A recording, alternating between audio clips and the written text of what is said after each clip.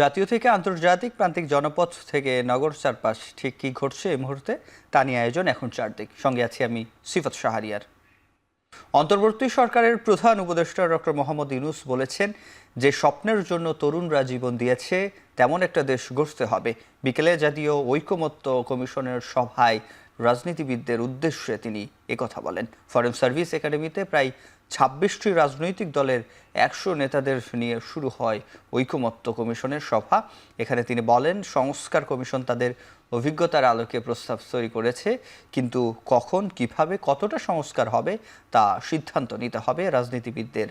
ভবিষ্যৎ প্রজন্ম যাতে বর্তমানদের প্রতি কৃতজ্ঞ হতে পারে সেদিকেও লক্ষ্য রেখে সবাইকে ভূমিকা রাখার কথা বলেন সরকার প্রধান।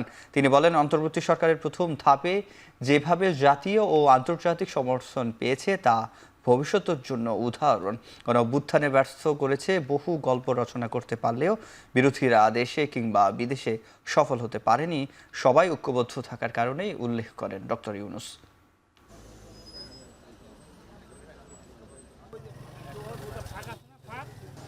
সংস্কারটা যেন এমনভাবে হয় ভবিষ্যতের প্রজন্মরা আমাদের প্রতি কৃতজ্ঞতা প্রকাশ করতে পারছি।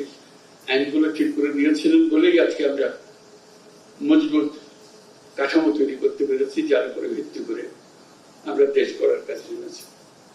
সেই আলোচনাটা কত মসৃণ হবে, সুন্দর হবে, সেটা আপনারা স্থির করবেন।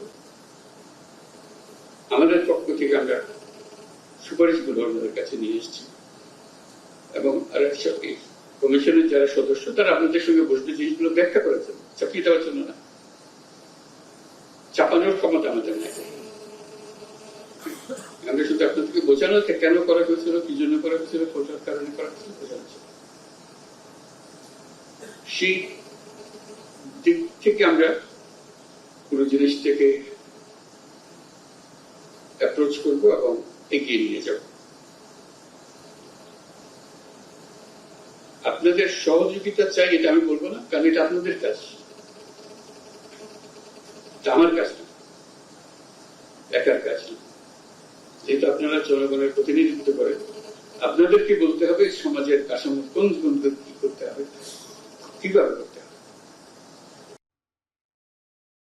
জাতীয় নির্বাচনের আগে স্থানীয় নির্বাচন চায় না বিএনপি। এছাড়াও সংস্কারের কিছু বিষয়ে আপত্তি আছে বলে জানিয়েছেন বিএনপির স্থায়ী কমিটির সদস্য অবসরপ্রাপ্ত মেজর হাফিজ উদ্দিন আহমেদ। এ সময়ে জামায়াতে ইসলামীর সেক্রেটারি জেনারেল অধ্যাপক মিয়া গোলাম পরোয়ার বলেন, সংস্কারের বিষয়ে সরকারকে সহযোগিতা করবে তার দল। বেলি রোডের ফরেন সার্ভিস একাডেমিতে জাতীয় ঐকমত্য কমিশনের সভা শুরুর আগে সাংবাদিকদের একথা বলেন তারা। আমরা আগে সংসদ নির্বাচন চাই। অতীতে যতগুলো তত্ত্বাবধায়ক সরকার এসেছে সবাই প্রথম কাজ করেছে জাতীয় সংসদ নির্বাচন দিয়েছে। এটি সেই সেন্সের তত্ত্বাবধায়ক সরকার না হলেও তাদের অতীতের ধারাবাহিকতায় তাদের প্রধান দায়িত্ব হওয়া উচিত জাতীয় সংসদ নির্বাচন। আমরা ওনার আলোচনা শুনি এবং আমরা সেখানে আমাদের মতামত দিয়ে আমরা সরকারকে সহযোগিতা করব। সংস্কার বিষয়ে জামায়াত ইসলামী ঐক্যমতের ভিত্তিতে সরকারকে সহযোগিতা করবে, সে ব্যাপারেই আমরা ইনশাআল্লাহ সরকারের আলোচনা শুনে আমরা আমাদের ভূমিকা ইনশাআল্লাহ রাখব। জুলাই সনদের উপর নির্ভর করছে জাতীয় সংসদ নির্বাচন কবে হবে, একথা জানিয়েছেন প্রধান উপদেষ্টার প্রেস সচিব শফিকুল আলম।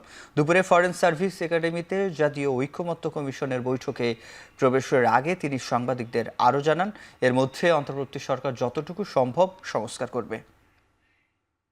6 মাসে আমরা আশা করছি যে এই যে 6টা কমিশন যে রিপোর্টগুলো দিল, সেই রিপোর্টগুলো পুঙ্খানুপুঙ্খভাবে পলিটিক্যাল পার্টির সাথে এই কনসেনসাস কমিশনের একটা আলাপ হয়ে যেটা আসবে যে যেই রিকমেন্ডেশনগুলো সমস্ত পলিটিক্যাল পার্টি কনসেনসাসের ভিত্তিতে নিবে, সেটা সবাইকে আমাদের আশা থাকবে যে সবাই এই পলিটিক্যাল পার্টিগুলো এটা পরবর্তীতে সাইন করবে।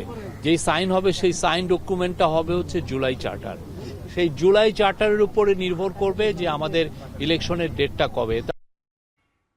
জাতীয় সংসদ নির্বাচন বাদ দিয়ে সরকার অন্যান্য কাজে গুরুত্ব দিলে তা গ্রহণযোগ্য হবে না বলে মন্তব্য করেছেন বিএনপির সিনিয়র যুগ্ম মহাসচিব রুহুল কবির রিজভী। সকালে আগারগাঁওয়ের রোড টু ইলেকশন শীর্ষক গোলটেবিল আলোচনায় এমন মন্তব্য করেন তিনি। জাতীয় সংসদ নির্বাচনের আগে অন্য যে কোনো সংস্কারে বেশি গুরুত্ব দেওয়া যাবে না উল্লেখ করে বলেন, গণতন্ত্র রক্ষায় যে কোনো সরকারের দায়িত্ব অবাধ ও সুষ্ঠুভাবে নির্বাচন অনুষ্ঠিত করা। এ সময় নির্বাচন আয়োজনের সাথে যুক্ত প্রতিষ্ঠানগুলোকে শক্তিশালী করার উপর জোর দেন তিনি।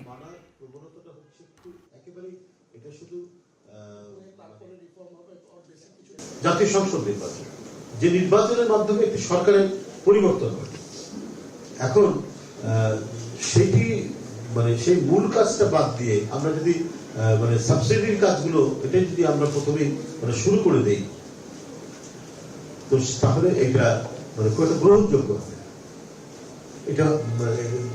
এটা হতে পারে না এই জিনিসটা, কারণ পূর্বের অনেকে উদাহরণ দেয়, পূর্বের উদাহরণ আর ডক্টর ইউনূস সাহেবের এই সরকারের উদাহরণ তো এক হওয়ার কথা না, সেটা এক হবে কেন? আগামী সংসদ নির্বাচনে ইসলামী দলগুলোর পক্ষে ভোট চাইলেন জামায়াতে ইসলামীর নায়েবে আমির অধ্যাপক মুজিবুর রহমান। দুপুরে ঝালকাঠিতে জামায়াতে ইসলামীর কর্মী সম্মেলনে এই আহ্বান জানান তিনি। প্রধান অতিথির বক্তব্যে তিনি আরও বলেন, স্বাধীনতার পর থেকে যারা সরকার গঠন করেছে তারা কেউই দেশের শান্তি প্রতিষ্ঠা করতে পারেনি। আন্দোলন করে জালেমকে তাড়িত করতে পারলেও জুলুম দূর হয়নি। এই জুলুমকে তাড়াতে হলে দেশে ইসলামী রাষ্ট্র প্রতিষ্ঠা করতে হবে। আপনারা কি জাতীয় সংসদে ইসলামকে পোষাতে চান? এরকম জালসার কথাবার্তা বললে, সম্মেলন করলে কি হয়ে যাবে? জাতীয় সংসদে লোক পাঠাতে হবে যারা কোরআনের আইনের পক্ষে কাজ করবে। কথা ঠিক কিনা বলে? এজন্য বাংলাদেশে যারা যারা ইসলামের পক্ষে কাজ করতে চায় তাদেরকে আমরা ঐক্যবদ্ধ করতে চাই। আমরা ভোট কেন্দ্রে একটি ব্যালট বাক্স রাখতে চাই যাতে ইসলামের ভোট এক জায়গাতে পড়তে পারে। কথা ঠিক কিনা? আওয়ামী লীগকে ক্ষমতায় রাখার আন্তর্জাতিক ষড়যন্ত্র ছিল পিলখানা হত্যাকাণ্ড। বাংলাদেশে আধিপত্য বিস্তার ও লুটপাটের রাজত্ব কায়েম করতে প্রতিবেশী রাষ্ট্র এ ষড়যন্ত্র করেছিল বলে মন্তব্য করেছেন অ্যাটর্নি জেনারেল মোহাম্মদ আসাদুজ্জামান। সকালে এফডিসিতে পিলখানা হত্যাকাণ্ড নিয়ে এক ছায়া সংসদ বিতর্ক প্রতিযোগিতায় অংশ নিয়ে কথা বলেন তিনি। বলেন, ক্ষমতায় টিকে থাকতে গত 15 বছর ধরে সাংবিধানিক প্রতিষ্ঠান ধ্বংস ও রাজনৈতিক দুর্বৃত্তায়ন করেছে আওয়ামী লীগ। এই হত্যাকাণ্ডের বিচার প্রক্রিয়া ত্রুটিপূর্ণ ছিল বলা যাবে না, তবে বিচারিক কার্যক্রমে মাস্টার মাইন্ডদের বাদ দেওয়া হয়েছিল, তাদেরও বিচারের আওতায় আনা হবে।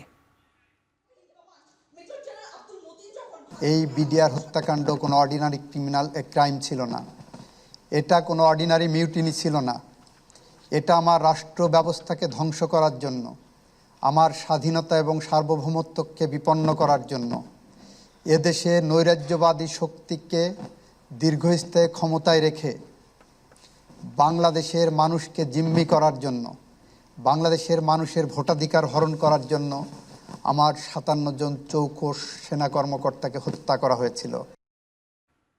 হজের জন্য সরকার নির্ধারিত বিমান ভাড়ার বেশি নেয়ার সুযোগ নেই। এজেন্সিগুলোর প্রতারণা করলে কঠোর ব্যবস্থা নেওয়া হবে বলে জানিয়েছেন ধর্ম উপদেষ্টা ডক্টর আফম খালিদ হোসেন। দুপুরে পুরানো পল্টনে বিশ্ব কল্যাণ পাবলিকেশনস আয়োজিত ধর্ম উপদেষ্টা ডক্টর আফম খালিদ হোসেন রচিত ইসলামী বিধি বিধান গ্রন্থের মোড়ক উন্মোচন অনুষ্ঠান শেষে সাংবাদিকদের প্রশ্নের উত্তরে তিনি কথা বলেন। উপদেষ্টা জানান, কোনো এজেন্সি যদি হাজিদের সাথে প্রতারণা করে তাদের বিরুদ্ধে শুনানি করা হবে। দোষী হলে তাদের লাইসেন্স ও জামানত বাতিল করা হবে, প্রয়োজনে রাষ্ট্রীয় আইনে মামলা করা হবে। তিনি বলেন, এবার 1000-এর নিচে কোনো এজেন্সি হাজি পাঠাতে পারবে না। আগামী বছর থেকে অনুমোদন পেতে এজেন্সিকে ন্যূনতম 2000 হাজি পাঠাতে হবে বলেও মন্তব্য করেন তিনি। কুড়িগ্রাম সীমান্তে অবৈধভাবে প্রবেশ করে 5 বাংলাদেশি কৃষককে মারধরের ঘটনায় বিজিবি ও বিএসএফ এর মধ্যে পতাকা বৈঠক অনুষ্ঠিত হয়েছে। এ সময় দুঃখ প্রকাশ করে ঘটনার সাথে জড়িত বিএসএফ সদস্যদের বিরুদ্ধে ব্যবস্থা গ্রহণের আশ্বাস দিয়েছেন বিএসএফ এর ঊর্ধ্বতন কর্মকর্তারা। শনিবার দুপুর 1:30 থেকে 8টা পর্যন্ত মোর কমন্ডল নামাতেরি গ্রামে ঘণ্টাব্যাপী পতাকা বৈঠক অনুষ্ঠিত হয়। এতে বিজিবির পক্ষে নেতৃত্ব দেন লালমনিরহাট 15 বিজিবি ব্যাটালিয়নের অধিনায়ক লেফটেন্যান্ট কর্নেল শাকিল আলম এবং বিএসএফ এর পক্ষে নেতৃত্ব দেন 3 বিএসএফ ব্যাটালিয়নের অধিনায়ক অমিত কুমার। পতাকা বৈঠক শেষে বিজিবির কর্মকর্তারা ঘটনাস্থল পরিদর্শন করে জানান সার্বিক পরিস্থিতি শান্ত রয়েছে। সীমান্ত এলাকায় কৃষকরা ফসলের মাঠে কাজ করেছেন। এর আগে গতকাল শুক্রবার দুপুরে শূন্য রেখা অতিক্রম করে অবৈধভাবে বাংলাদেশে সীমানায় প্রবেশ করে ফসলের মাঠে কর্মরত 5 জন কৃষককে মারধর করে ভারতীয় সীমান্তরক্ষী বাহিনী। সংস্কারের বিষয়ে ঐক্যমত্যে পৌঁছাতে প্রধান উপদেষ্টার সভাপতিত্বে যে বৈঠক চলছিল, প্রথম বৈঠক এই মুহূর্তে ফরেন সার্ভিস একাডেমিতে, সে বিষয়ে আরও জানাতে আমরা যেটি দেখছি যে বিজেপির চেয়ারম্যান আন্দালিব রহমান পার্থ যুক্ত হয়েছে। সরাসরি চলে যাচ্ছে সেখানে। ঠিক আছে। আজকের যে আলোচনা হলো এটাতে আসলে মূলত কি হলো, মানে শুধুমাত্র কি আজকে ইন্ট্রোডাকশন হলো এরকম বিষয় না? এরকম কিছু না, মানে 6 মাস পরে সব রাজনৈতিক দলের সাথে বসলো। 6 মাসে আমাদের অর্জনটা কি, আমরা কতদূর গেলাম, এবং 6টা কমিশন যে কাজ করেছে আমরা কতদূর অর্জন করেছি, এবং আমরা পাশে ছিলাম, আমরা সামনেও পাশে থাকব। এবং এই যে আবার রিইউনাইট করাটা, এই যে মানে এত বড় একটা আত্মত্যাগ 6 মাস আগে, এতগুলি ছাত্র জনতার যে আত্মত্যাগ, সেটা জানি কোনোভাবেও নষ্ট না হয়। আমাদের এই অর্জনটা কোনো একটা সাধারণ অর্জন না। আমরা যেন নিজেদের স্বার্থে বা নিজেদের কোনো কারণ নিজেদের রাজনৈতিক উদ্দেশ্য হাসিল করতে, ওইটাকে জানি আমরা কোনোভাবে আন্ডারমাইন না করি। তারপর কমিশনের নর্মাল আলাপ হচ্ছে এবং আমাদেরকে জানানো হবে, আগামীতে সিরিজ মিটিং হবে প্রত্যেকটা রাজনৈতিক দলের সাথে, এবং সেখান থেকে ইনশাল্লাহ ভালো পজিটিভ কিছু বেরিয়ে আসবে। আমরা সন্তুষ্ট, আমরা সরকারের পাশে আছি। যেটা ভুল হচ্ছে না হচ্ছে আনুষ্ঠানিক অনানুষ্ঠানিকভাবে তো আমরা সরকারের সাথে কথা চলছে। তা আমি মনে করি না বাংলাদেশে কখনো এরকম একটা সরকার আসছে যেখানে সকল রাজনৈতিক দল সবাই মিলে এই সরকারের পাশে দাঁড়িয়েছে, আন্তর্জাতিক মহল দাঁড়িয়েছে, জাতিসংঘ দাঁড়িয়েছে, সবাই। তো আমি মনে করি এটা জনগণের সরকার। ধন্যবাদ। Thank you.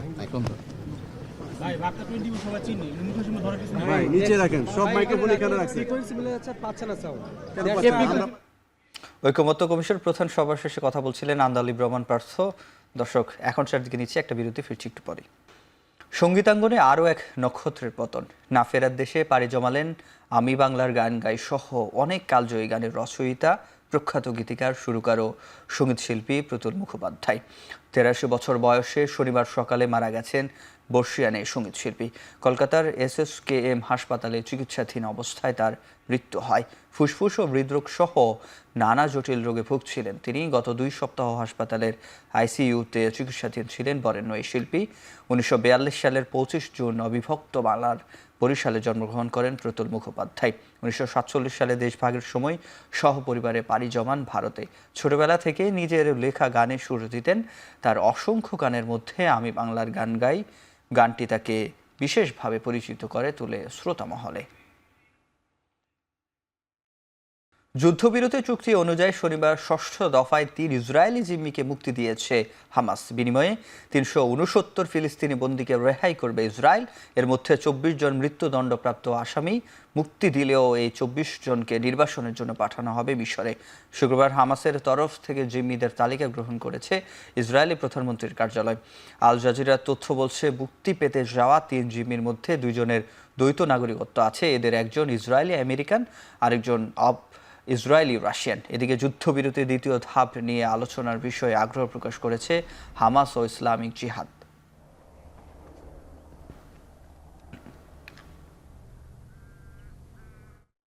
শেষ করছি এখন চারদিকে। এখন টেলিভিশন ওয়েবসাইটে দেখতে ভিজিট করুন www.এখন.tv, ফেসবুকে দেখতে ভিজিট করুন facebook.com/tv.এখন, ইউটিউবে দেখতে ভিজিট করুন youtube.com/এখন TV।